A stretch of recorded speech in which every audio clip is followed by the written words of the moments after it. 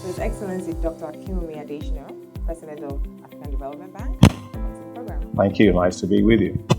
Congratulations for winning the World Food Prize. How does that make you feel? Did you ever think a small guy from Ibadan, Ogun State, did you think? Well, it's wonderful to be recognized for my work and to be given the World Food Prize. But I never work for any prize. I simply work because, I'm very passionate about farmers. I'm passionate about poor people. I'm passionate about lifting hundreds of millions of people, out of poverty.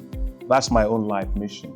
And when your life mission gets recognized and appreciated by others, you are awarded a World Food Prize. That's a fantastic thing.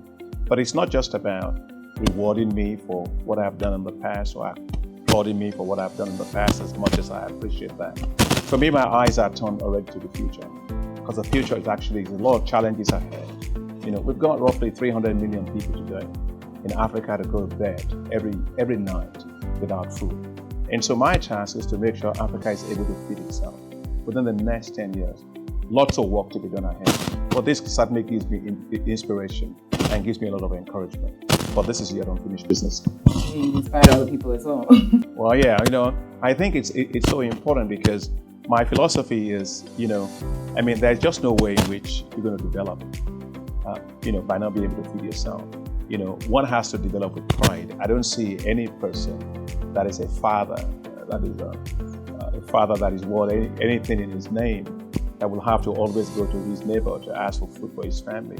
So I believe every single African country has to feed themselves. And more importantly, we've got to make agriculture really cool and make agriculture really exciting for young people. And that's what I've set my eyes on to do. Oh, great, nice and stuff. So you've also worked for IITA back in the days? Oh yeah, as a little young boy, my dad used to guide me by IITA. We used to wonder that this was America in Ibadan. And I figured, one day I would like to work for this institution, which I did. I worked here as, from 1990 to 1995. I was at the West Africa Rice Development Association, which is a sister institute with IITA. Then I moved here from 1995 to 1998. I was a senior economist here and the social science research coordinator. It was fantastic. It's a great place to work. Lots of intellectual debates, lots of insight, local research. It's a world-class research institution, a great part of my career. I'll take it back a little bit. So have you always wanted to study agriculture? Have you always wanted to be in that space? Well, I'll tell you, I think, my father really wanted me to be a medical doctor. And, when I finished high school, I was just 14 years old. And of course, my father, who had grown up as a farmer and was in dirt poverty when he was a farmer, until somebody sent him to school at an old age, he never wanted me anything near agriculture. So, I took exams to go into university. First year that I took the exams, they said, well, your marks were not good enough for medical school. What would take you for agriculture? My father said, never.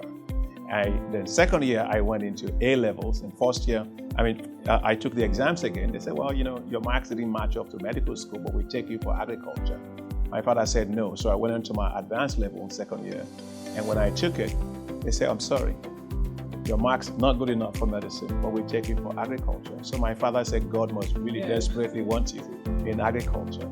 But, I enjoy agriculture because I believe agriculture allows me to be able to connect to reality. Reality is the fact that we've got 70% of our population in Africa living in rural areas, many of them in dirt poverty. And if we're going to change their future and change the future for their kids, we've got to make agriculture really prosperous for them. And when my father was going to send me to school, he sent me to a village school. So I went to a village school. So, for me, poverty is not theoretical at all. I lived it. I came out of poverty. So, and I really believe that agriculture is the fastest way in which you can get people out of poverty. And so agriculture for me is a tool for economic transformation. Even as president of the African Development Bank, I carry that message with me. I want to take, literally tens of millions of people out of poverty via agriculture, but as a business, not as a way of life. So AFDB has always been a friendly of African culture. And they've worked closely with IITA. Can you share some insights and collaboration they've done and the recent ones they're doing? Well, my own work with IITA and excitement about IITA goes way back to when I was a minister of agriculture here. Obviously, I worked here, so I know exactly what's here. I know the great work that this institution has done in terms of producing high-yielding varieties of maize that is transforming all of the Guinea savannas of Nigeria, the cowpeas, the soybeans, and all the things that they've done here is fantastic work. So I knew that was there. So when I was a minister, we supported IITA very, very strongly, and the agricultural transformation and the massive amount of food production that we were able to produce in Nigeria during that time was largely because I worked with IITA scientists. I had them working for me on maize, working for me on soybean and cowpeas and cassava and so on. So that was really a great part of it. But at the African Development Bank, we are working on two areas for which IITA is crucial. First and foremost is, today, I believe the technologies that Africa needs to feed itself, they are there. They are all sitting on the shelf. But the key is to get all those technologies off the shelf and get them to farmers in the millions and millions of people. And so we jointly developed something with IITA called Technologies for African Agricultural Transformation. It's a platform called TAAT. Now that platform is going to help to roll out all those technologies to the scale of millions and millions of farmers all across Africa. Not just IITA technologies, by the way, all technologies from all research centers. We're going to put them on that platform and roll them to the scale of millions of farmers. So we're going to be funding that, from the African Development Bank, and we are also in partnership with the World Bank. We expect, between both of us institutions to put in roughly about $800 million into that. So it's a massive effort to make sure Africa gets its own green revolution. This is what we're going to do. The second one is about how to get younger people into agriculture as a business. IITA has been leading on that. They have IITA Youth Empowerment Program, which is very, very successful. And I think it's a fantastic initiative. I've seen all of these things in IITA. And so we're committed to supporting what's called Enable Youth. It's a program where the African Development Bank is supporting African countries to create, if you wish, a new cadre of young commercial farmers and agribusiness entrepreneurs. We want to make sure that in every country, we do at least, roughly 10,000 per country. And so last year, we spent $800 million on that in 8 countries. And we're going to do another, 15 countries this year. The IITA's model works. The IITA is the centerpiece of actually rolling that out in African countries. So how do we get youth? How do you get youth interested? The strategies to make youth interested in agribusiness. Everybody's trying to get into agriculture and invest into agriculture now. So what do you think are the things inhibiting them from getting into the business, or how can you make it attractive? Well, when I was Minister of Agriculture here, I wore bow ties all the time, and people used to wonder, why is the Minister of Agriculture wearing bow ties? And I say, well, agriculture is the coolest business you can find. I've never seen anybody who wakes up and say, hey, gee, I want to drink oil, I want to smoke gas. It doesn't matter how much of those you have, but everybody eats food, lunch, breakfast, and dinner. And Africa is importing today $35 billion of food every year. And between now and 2025, if we don't change that, that will rise to $110 billion a year. So if you're thinking agriculture, think money. That's a lot of money to be made. And I wanted young people to recognize that that's where it is. Look, if you take the size of the food and agricultural market in Africa by 2030, it's going to be worth $1 trillion. That tells you that is where the money is. But young people, sometimes, I guess because of, when in secondary school they punish you, they ask you to do agriculture, go and cut your grass and stuff like that. You develop a negative attitude to it. But the fact of the matter is, the richest people in the world, in Europe, in the United States, are farmers. And agriculture is not a way of life. Agriculture is a business. I know you like probably to eat ketchup, and you go and get ketchup, get Heinz, right? And you pour it right on your ketchup. How do you think Heinz is made? They're out of, tomatoes. It's just a tomato paste, and so you take breakfast, you take Kellogg's, cornflakes for breakfast. It's simply maize that's extruded. And these guys have become billionaires doing that. So I really want young people to understand that agriculture is a business and that you can make a lot of money. I believe that the billionaires and the millionaires of Africa will come out of the agriculture sector. But to get the young people to get involved in agriculture, 3 things have to happen. First and foremost is that they must see the money trading. They must be able to see it as a viable economic activity. Second is that it doesn't mean you have to normally produce anything. You can decide to be in any part of the value chain. You can be in logistics, you can be in processing, you can be in transport, you can be in marketing, you can be in providing marketing information systems to make sure the value chains work. So opportunities are enormous all across the chain. But thirdly, is that we've got to provide financing for them. Look, I'm somebody who believes in the power of ideas. But ideas alone are not enough. You must have resources behind those ideas to translate them from ideas into reality on the ground. And so that's why the African Development Bank is setting up a lot of financing facilities to support these young people. The youth, they are the present. They are the future of Africa. They don't need any entitlement stuff from anybody else. They don't need any handouts from anybody. They just simply want you to believe in them and to give them an investment vehicle that allows them to take their great ideas and put them into practice and make sure they can make a lot of money. So those are the things I think that are very, very important. Obviously, as president of the African Development Bank and the first president of the African Development Bank in history to come with an agricultural background, you bet I'm going to change agriculture in this continent by those ways. Well, I think there are 3 ways in which you get access. We don't lend directly to individuals as African Development Bank, but we make financing available to other financial institutions. It could be Development Bank of Nigeria. We gave the Development Bank of Nigeria $500 million. We've given literally hundreds of millions of dollars to commercial banks in Nigeria as lines of credit that they can use to lend to those that are in agriculture. But also, we are very, very strongly supportive of the program that I helped to develop here with the then Central Bank Governor of Nigeria, now the Emir of Kano, Sanusi Lamido. It is called NIRSAL. NIRSAL is a wonderful facility. Essentially what it tries to do, what it does, it helps you to reduce the risk of lending, by commercial banks into agricultural sector. Very, very successful program. So we are actually taking that program to 35 countries now with financing from the African Bank. And so the key really is to make the banks to understand that the future millionaires are going to be these guys. But it may be risky right now in your eyes to lend to them.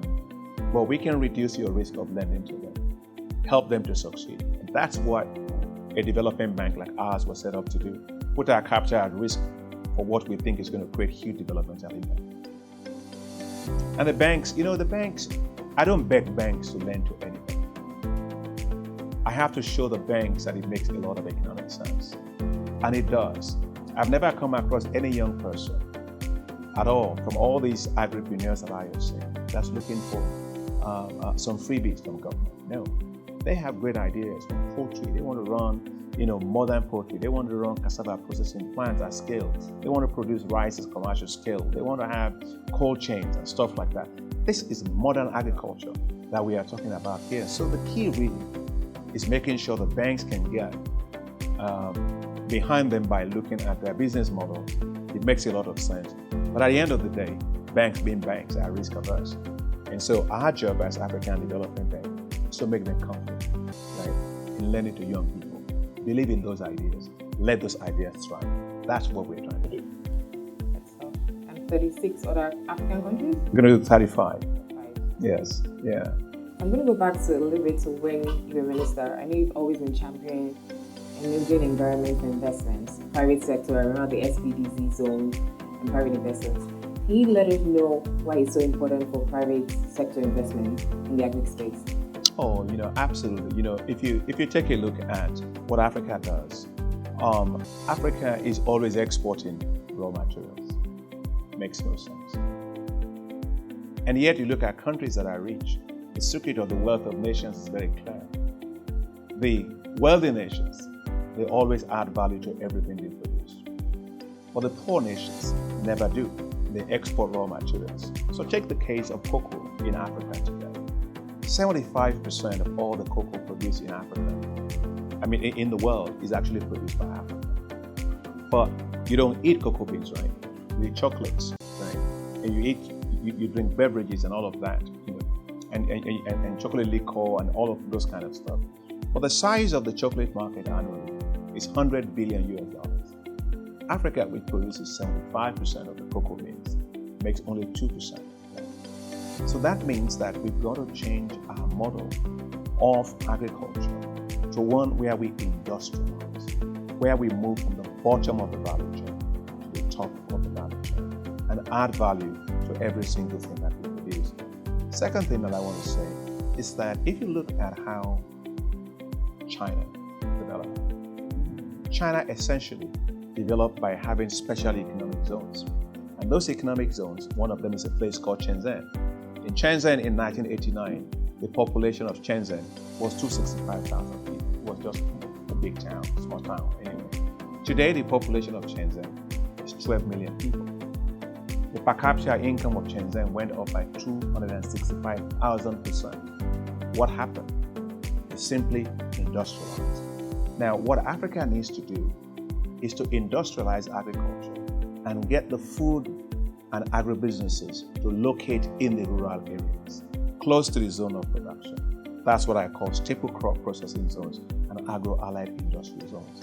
These zones are going to help Africa to have the right kind of infrastructure in the rural areas, bring the agribusinesses into the rural areas, reduce the post-harvest losses that you have, create a value chain that is moving value-added products out of rural areas into the urban areas, create massive amount of jobs, and at the end of the day, turn the rural economy from being what it is today, what I would call zones of economic misery, turn them into zones of economic prosperity.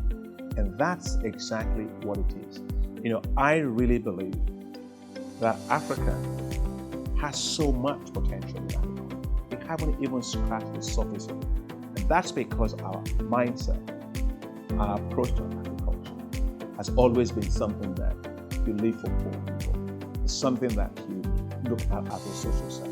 No, we want it to be a mega making business in Africa. But that requires structural changes, and that's what we're trying to do. So as Minister and as former Minister of Agriculture in Nigeria and President of African Development Bank, you've done a lot of policies, programs.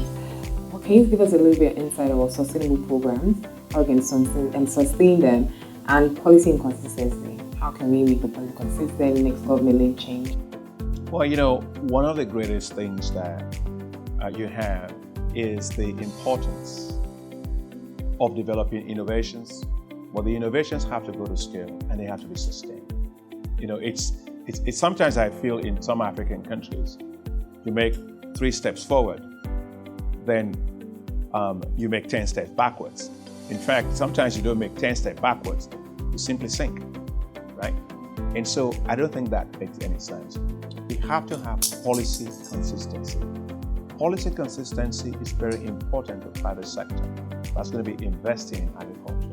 So you can't have a policy today, a fiscal policy today, that changes tomorrow. You also have to have a situation in which the investment environment allows the private sector to be able to see well into the future.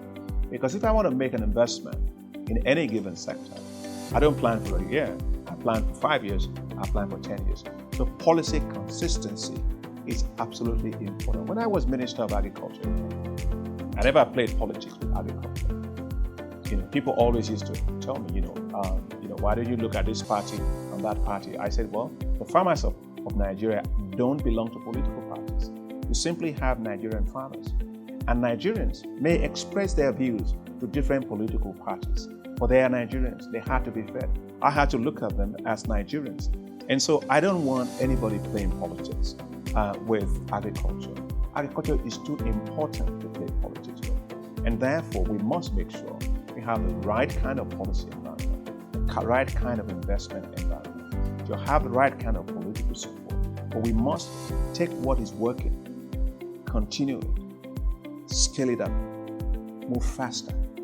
Don't always reverse policies. In any part of Africa where you see that, they never grow.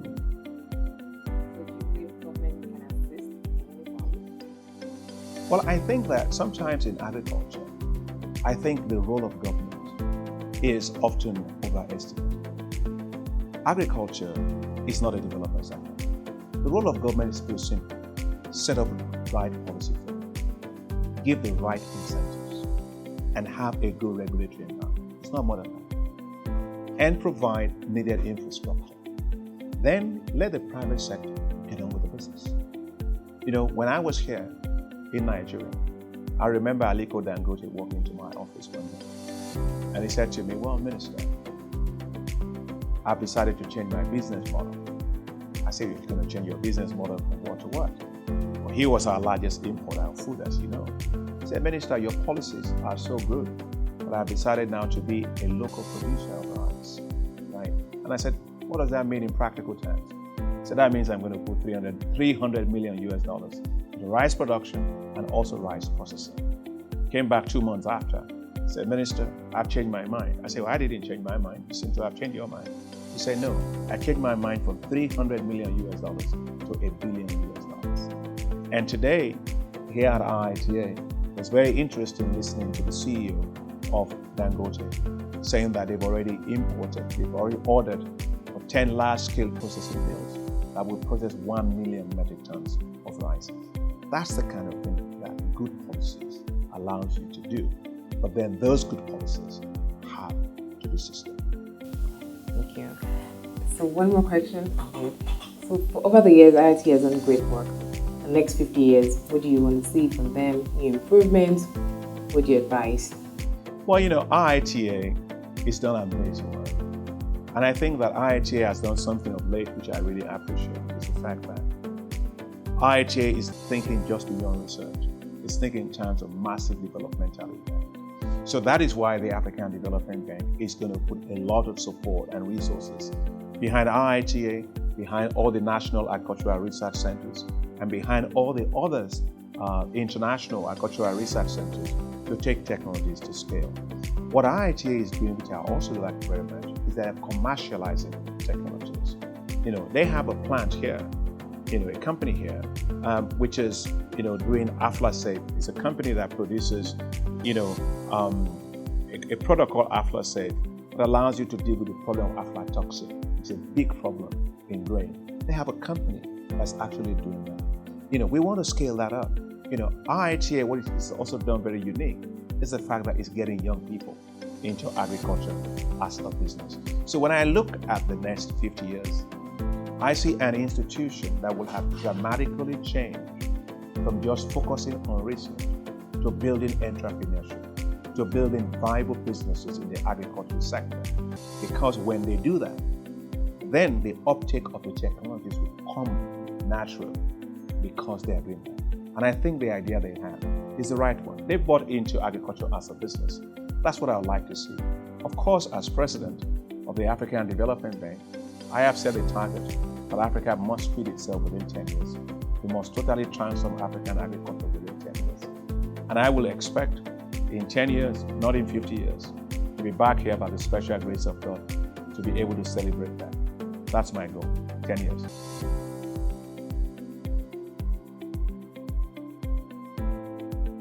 First and foremost, congratulate you at IITA on your 50th anniversary. It's a golden anniversary. And you've done golden work over the years, last 50 years. The work that you have done has allowed Africa to feed itself in terms of cassava.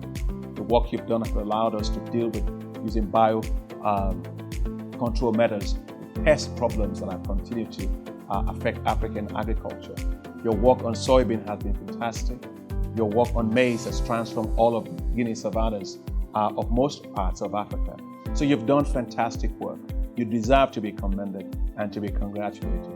But as we talk about the issue of your birthday or your jubilee today, we have to look about the future. The future is such that we must feed Africa. We must make sure that 300 million people that go to bed every night in Africa, that we end that. And as you know, I'm a big supporter of IITA. And I want to particularly thank IITA for helping us to co-develop what is called the Technologies for African Agricultural Transformation, called TAAT. That's going to be a fantastic platform on which we're going to roll off technologies to farmers in hundreds, tens of millions all across Africa. Now, IITA, you're going to play a very big role on that particular platform. As you know, the African Development Bank and the World Bank, we're going to jointly put about $800 million into that, because we have to make sure that we end poverty and hunger and malnutrition on this continent. Your role is very critical. So I think at 50, you're still very, very young to get a job ahead to be done. If Dr. Norman Bullard, at the age of 80, could actually return back to try to get Africa to feed itself, you're still very young at 50. There's 30 more years to go, but let's do it faster at 10 years. Congratulations and welcome back to work.